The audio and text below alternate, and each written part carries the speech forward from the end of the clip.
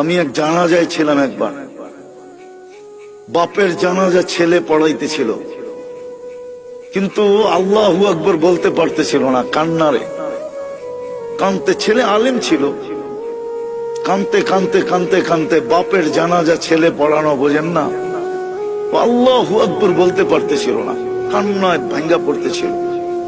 একবার বড় কষ্ট করে জোরে আল্লাহু আকবার বলে উঠছে।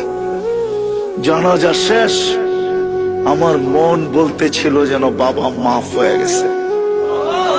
আমি সাথীদেরকে বলতেছিলাম যে আমি জানি না, আমার মন বলে এই বাবাকে আল্লাহ শাস্তি দিবে না।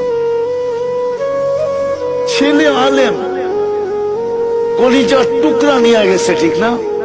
বাপ কি কলিজার টুকরা না? মাথার তাজ না? চোখের মণি না? আজকে সমাজে নাও হইতে পারে, কিন্তু একদিন তো বাপ এটি